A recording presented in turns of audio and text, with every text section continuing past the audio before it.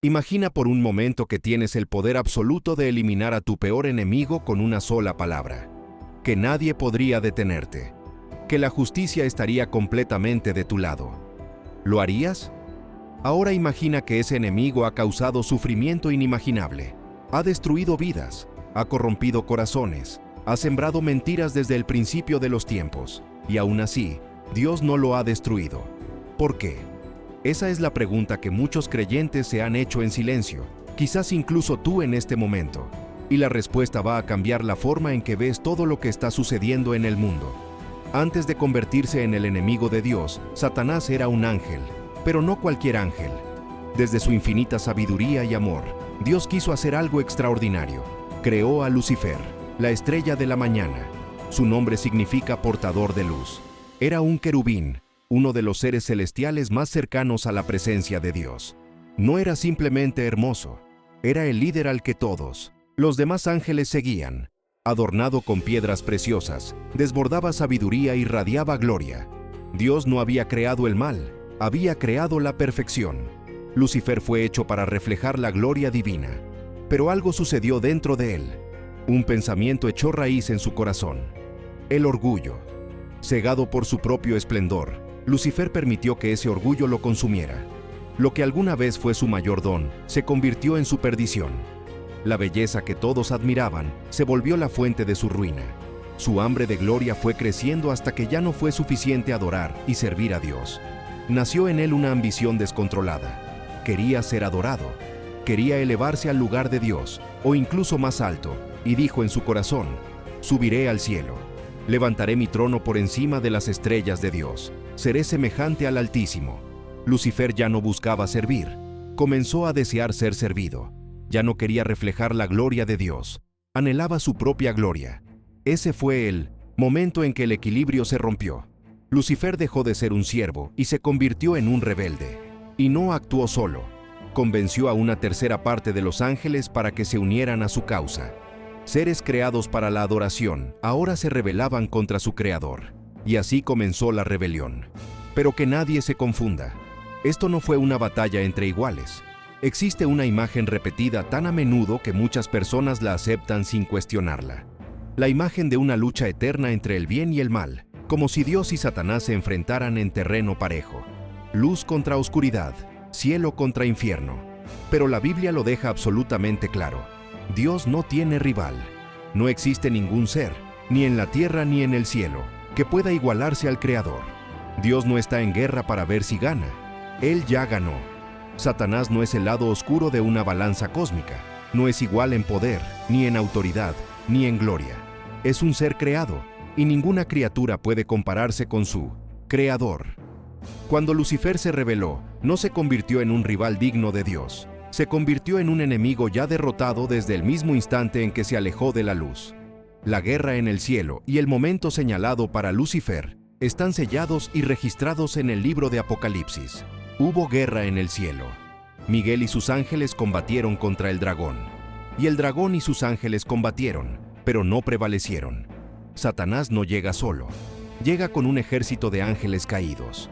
Pero frente a él está el defensor del reino, Miguel, el arcángel, guerrero de la fidelidad, comandante de los ejércitos de Dios, guardián del pueblo santo. Cuando estalló la rebelión, Miguel se levantó. Con su espada en alto, convocó a los ejércitos celestiales para defender el reino del cielo. Legiones de ángeles fieles se alinearon detrás de su líder, listos para la batalla más decisiva de la historia. Y el resultado ya estaba escrito. No pudieron prevalecer, ni se halló ya lugar para ellos en el cielo. Y fue lanzado fuera el gran dragón, la serpiente antigua que se llama Diablo y Satanás, el cual engaña al mundo entero. Él fue arrojado a la tierra, y sus ángeles fueron arrojados con él. Satanás fue derrotado. Nunca tuvo ninguna posibilidad contra el Creador. El acusador fue expulsado, y cada ángel que lo siguió perdió su lugar en el cielo. Y algo muy revelador: Dios no peleó. Dios no pisó el campo de batalla. Fueron los ángeles leales, liderados por Miguel, quienes ejecutaron su orden. Eso nos dice mucho. Dios ni siquiera necesita moverse para derrotar a Satanás. Ese fue su juicio inicial, el exilio. Expulsados del reino celestial, descendieron a la tierra. y con él cayeron los ángeles caídos. Aquellos que una vez brillaron en la presencia de Dios, ahora caminan en tinieblas, decididos a arrastrar a la humanidad con ellos. Lucifer ahora sería llamado Satanás, el enemigo. Pero a menudo hablamos de Satanás, demonios y ángeles caídos, como si fueran lo mismo, y no lo son. La Biblia hace una distinción clara entre ellos. Los ángeles caídos son ángeles que una vez estuvieron en la presencia de Dios. Fueron creados en gloria, habitaron el cielo y se unieron a la rebelión de Lucifer. Cuando él cayó, cayeron junto a él. No perdieron su naturaleza espiritual, ni su inteligencia, ni su capacidad de actuar. Lo que perdieron fue su lugar en el reino de Dios. Pero atención, ellos no se convirtieron en demonios. ¿Quiénes son entonces los demonios? La Biblia no define explícitamente su origen, pero una cosa es clara: los demonios son espíritus sin cuerpo. Son seres impuros que no pertenecen ni al cielo ni a la tierra. No tienen cuerpo, pero continuamente buscan uno. Por eso Jesús los expulsaba de las personas poseídas. Los demonios necesitan habitar un cuerpo para operar. En el Evangelio de Lucas, cuando Jesús libera al hombre poseído en la región de los Gadarenos, los demonios dentro de él suplican: no nos mandes al abismo. Piden ser enviados a una manada de cerdos. Eso revela su condición. Vagan, buscan, poseen. Los ángeles caídos, en cambio, no buscan cuerpos. Ocupan un rango diferente. Una vez fueron parte del orden celestial y aún conservan jerarquía, organización e influencia. No vagan sin rumbo, están estructurados. Pablo lo deja claro: porque no tenemos lucha contra sangre y carne, sino contra principados, contra potestades, contra los gobernadores de las tinieblas de este siglo, contra huestes espirituales de maldad en las regiones celestiales. Estos principados y potestades son los ángeles caídos. Están estratégicamente posicionados, actúan con planes claros, y su líder, Satanás, no ha abandonado su trono de oscuridad. Entender esta distinción es fundamental. Mientras los demonios atacan a personas individuales, los ángeles caídos influyen en sistemas enteros, reinos, estructuras, gobiernos y culturas. Y aquí es donde muchos se confunden. ¿Por qué? ¿Permitiría Dios todo esto? ¿Por qué no fueron destruidos de inmediato? En cambio, fueron arrojados a la tierra. Desde ese momento, el cielo dejó de ser el campo de batalla. Ahora la lucha se trasladó aquí, y existen varias razones para ello. Primero, debemos entender algo crucial. Los espíritus no mueren como lo hacen nuestros cuerpos físicos. El mismo Jesús lo dijo claramente: Dios es espíritu. Y cuando Dios creó a los ángeles, los hizo seres espirituales. Eso significa que no tienen cuerpos físicos como nosotros. Por lo tanto, no enfrentan la muerte de la misma manera en que tú y yo la entendemos. Satanás no puede ser destruido de la manera en que los humanos pueden. No puede simplemente dejar de existir. Su naturaleza es espiritual, y los reinos espirituales no siguen las mismas reglas que el mundo físico. Sin embargo, hay una verdad más profunda que considerar. Dios es perfectamente justo, y en su justicia impecable, nadie es destruido sin antes enfrentar un juicio. Su tiempo simplemente no ha llegado todavía. No han enfrentado aún el juicio de Dios porque fueron hechos como seres espirituales eternos. Y por razones que solo Él conoce, Dios les ha permitido permanecer activos por un tiempo, hasta que llegue el día señalado. Sí, incluso Satanás enfrentará el juicio, no porque falten pruebas en su contra, sino porque el juicio es parte del orden divino de Dios. El juicio no es simplemente castigo, es una declaración pública de la verdad.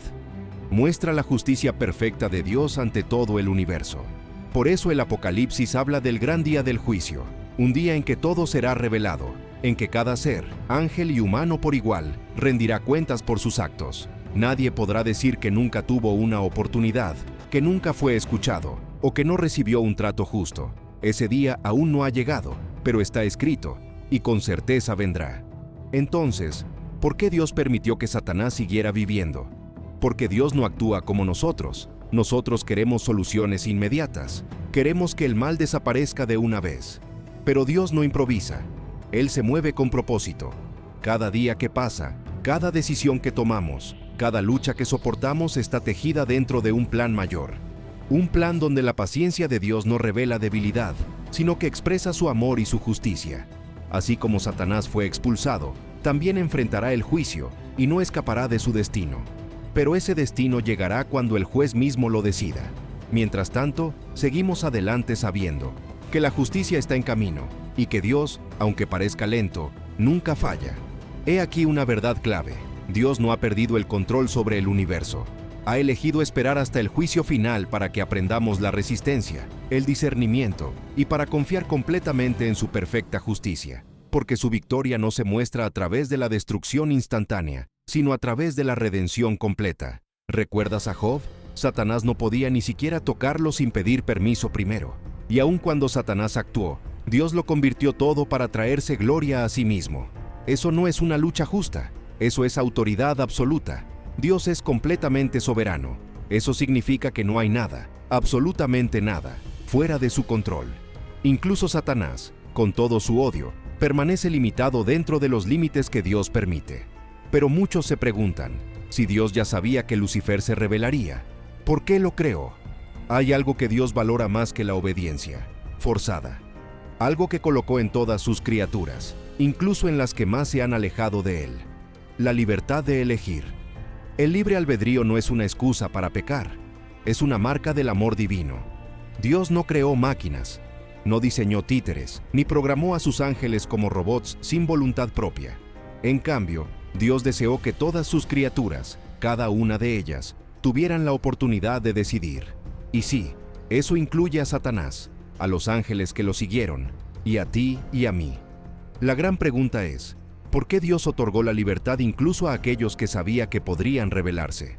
La respuesta es profunda y simple a la vez: porque sin libertad no hay amor. El amor no puede ser forzado, no puede ser exigido ni impuesto. El amor, por su propia naturaleza, debe ser elegido libremente. Si Dios nos hubiera obligado a amarlo, no sería un padre, sería un dictador. Por eso, cuando creó a los ángeles, les dio libre albedrío. Y cuando creó a la humanidad, hizo lo mismo.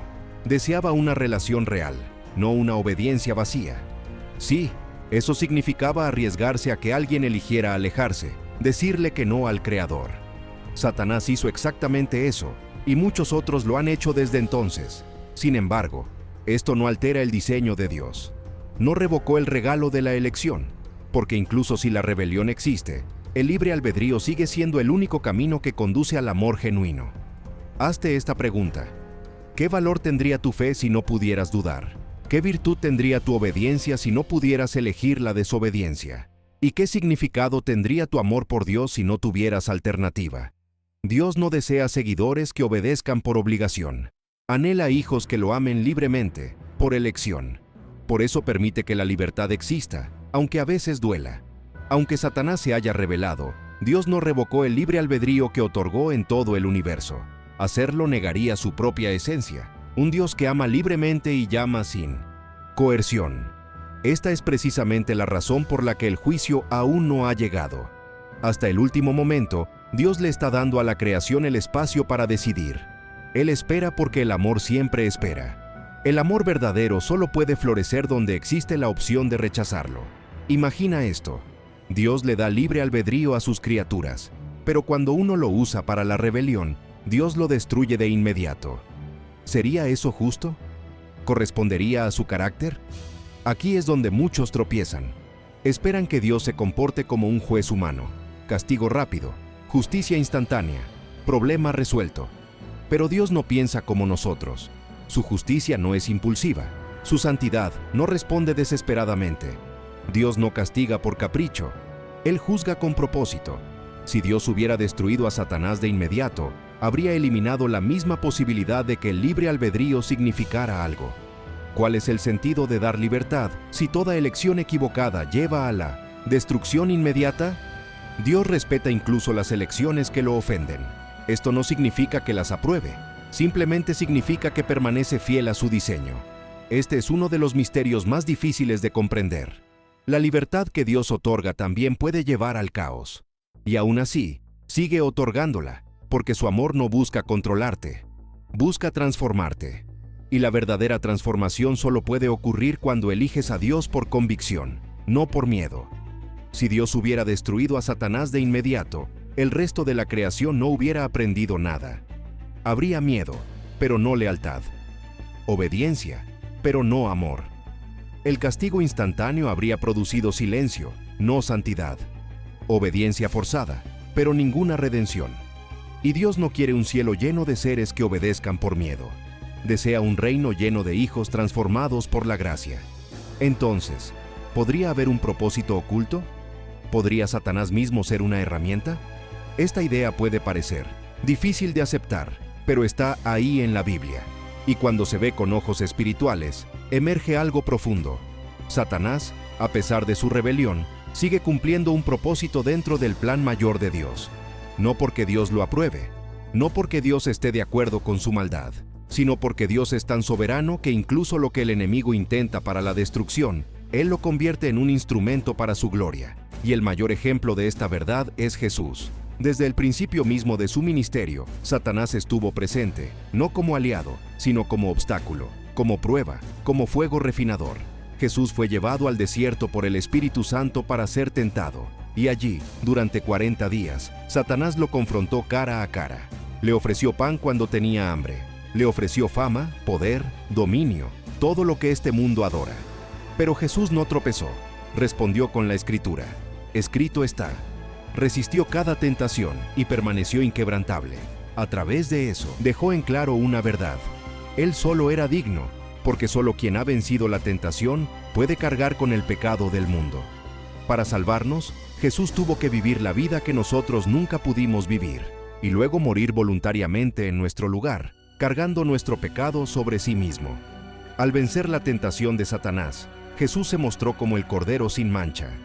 Y si la tentación en el desierto no fue una interrupción del plan de Dios, sino una parte crucial de él. Satanás pensó que estaba debilitando a Jesús, pero en realidad estaba validando su autoridad, demostrando que ni el hambre, ni el poder, ni la gloria mundana podían apartar al Hijo de Dios. Y más adelante, cerca del final de los días de Jesús, Satanás apareció de nuevo. Esta vez el enemigo apuntó al corazón de Judas, el discípulo que traicionaría a Jesús, el que cambió al Mesías por unas monedas. Satanás entró en Judas Iscariote, que era uno de los 12. Fue Satanás quien plantó la semilla de la traición. Él guió a Judas a llevar a Jesús hacia el Calvario. Pero aquí está lo verdaderamente asombroso. ¿Cómo podría Jesús morir por los pecados del mundo si nadie lo hubiera traicionado? ¿Cómo podría haber una cruz sin traición? ¿Y cómo podría haber redención sin la cruz? Una vez más, vemos a Dios tomando los planes más oscuros del enemigo y tejiéndolos perfectamente dentro de su plan eterno. No porque el mal sea bueno, sino porque Dios puede usar incluso a su enemigo para cumplir su propósito. Dios permitió que Satanás siguiera existiendo porque incluso a través de su maldad, el diablo terminó sirviendo, sin saberlo, al plan de Dios. Esto no convierte a Satanás en un siervo fiel. Prueba que es un enemigo derrotado que inadvertidamente logra exactamente lo que desesperadamente intenta prevenir. Y aquí hay una lección para nosotros. Nada de lo que el enemigo te lanza está fuera del alcance de Dios. Ni la tentación, ni la traición, ni el dolor. Todo puede ser redimido. Todo puede ser usado, porque el propósito de Dios no tiene grietas. Incluso las cosas dolorosas que experimentamos en la vida sirven al propósito de Dios, aunque en el momento puedan parecernos sin sentido. En las heridas más profundas, en esos momentos en que pensaste, ¿dónde está Dios ahora? Él estaba justo allí, usando incluso tu dolor como parte de una historia mucho más grande. Una historia que aún no puedes ver completamente. Pero hay una palabra que recorre toda la Biblia de principio a fin. Una palabra que define a Dios más allá de su juicio, más allá de su poder, más allá incluso del cielo mismo. Amor. Jesús lo ilustró bellamente en una de sus parábolas más conmovedoras, la historia del hijo pródigo. Un padre tenía 2 hijos. Uno de ellos pidió su herencia antes de tiempo y se fue. Viajó lejos, lo derrochó todo, tocó fondo, y aún así, cuando decidió regresar, su padre no lo rechazó. Estaba esperando, mirando, desde lejos, con los brazos abiertos. Así es Dios. ¿Se mostró este mismo amor hacia los ángeles caídos? No lo sabemos con certeza. La Biblia no especifica si pueden arrepentirse. Pero una cosa sí vemos claramente: Dios no los destruyó. Y eso dice mucho. Si Dios fuera simplemente justicia inmediata, el juicio habría caído de inmediato. Pero no fue así. Los ángeles caídos fueron expulsados, y sin embargo, siguieron existiendo. Y eso solo puede significar una cosa: Dios eligió esperar. ¿Es compasión? ¿Es paciencia? ¿Es amor? Quizás es todo eso combinado, porque el amor de Dios no se limita a quienes le obedecen. Jesús dijo: «Amad a vuestros enemigos, para que seáis hijos de vuestro Padre que está en los cielos. Él hace salir su sol sobre malos y buenos, y que llueve sobre justos e injustos». Dios no elimina automáticamente a quienes le fallan porque su amor no está basado en el rendimiento. El amor de Dios transforma, y a veces esa transformación requiere esperar. Hasta ahora hemos hablado de la paciencia de Dios, de su amor que espera, de su justicia que no actúa impulsivamente. Pero eso no significa que el juicio no llegará. Dios no es indiferente al mal, no pasa por alto la rebelión, no deja los asuntos sin resolver. Simplemente, Dios ha designado un tiempo para todo, y el juicio final ya está establecido con precisión eterna. La Biblia es clara: Dios no perdonó a los ángeles que pecaron, sino que los arrojó al infierno, teniéndolos en prisiones de oscuridad, reservados para el juicio. Están reservados, no olvidados, no perdonados. Dios no lleva a cabo el juicio sin primero establecer el tribunal, y ese tribunal eterno ya está preparado. El juez es el mismo Cristo, y su veredicto será final. En Apocalipsis 20, Juan nos muestra una escena que sacude hasta lo más profundo. El gran trono blanco, los libros abiertos, todas las almas de pie ante él, cada una juzgada según sus obras. Ese día no es una metáfora, es una promesa. Y es también una advertencia. Satanás, sus ángeles y todos los que eligieron la oscuridad en lugar de la luz enfrentarán el juicio. Pero aquí viene algo que cambia toda la perspectiva. El final no es simplemente castigo, es restauración. Dios no solo quiere destruir el mal, quiere restaurar el orden. Busca limpiar lo que está contaminado, sanar lo que está herido, enderezar lo que está torcido. El juicio de Dios es un acto de santa justicia. Es el momento en que todo lo oculto será descubierto, en que todo lo torcido será enderezado y en que toda rodilla se doblará. Ese día llegará, y Satanás no escapará. El enemigo que ha causado división, muerte y destrucción será pública, eterna y decisivamente derrotado. Y después de todo lo que hemos visto, después de entender por qué Satanás sigue vivo, por qué Dios no lo destruyó de inmediato, y por qué todo sirve a un propósito mayor, una verdad debe permanecer grabada en tu corazón. La victoria ya está escrita. No estamos esperando ver si Dios gana. Dios ya ganó. En la cruz, Jesús no solo conquistó el pecado, derrotó al enemigo. Eso significa que Satanás ya ha sido vencido. Simplemente está esperando su sentencia final. El mundo puede parecer oscuro. El mal puede parecer poderoso. Pero todo esto es temporal. Nada de esto cambia el resultado. Cristo reina. Su trono nunca vacila. Su promesa nunca falla. Y tú, si estás en Él, participas plenamente de esa victoria. No como espectador, sino como heredero, como su hijo, como parte del cuerpo de Cristo que se mantiene firme mientras el enemigo cae. Lo que comenzó con una pregunta, ¿por qué Dios no destruye a Satanás?, nos ha llevado a descubrir una verdad aún mayor. Dios no destruyó al enemigo porque tenía un plan que revela su amor, su paciencia, su justicia y su autoridad absoluta. Y ese plan no ha terminado todavía. El juicio vendrá. La restauración será completa. El reino de Dios será establecido para siempre. Y toda lágrima será enjugada. Ya no habrá más muerte, ni llanto, ni dolor. Porque lo que Dios comenzó, Él lo terminará. Y lo terminará en victoria. Si este mensaje tocó tu corazón, escríbelo en los comentarios. Cuéntanos. ¿Has pasado por algo que parecía imposible de entender en el momento y luego viste cómo Dios lo usó para bien? Tu testimonio puede ser exactamente la luz que alguien más necesita en este momento. Y si crees que este mensaje puede bendecir a alguien que conoces, no lo guardes para ti. Compártelo ahora mismo, que llegue a manos de quien lo necesita. Porque Dios no comete errores, y quizás tú eres el instrumento que Él está usando para llevar esta palabra a otro corazón.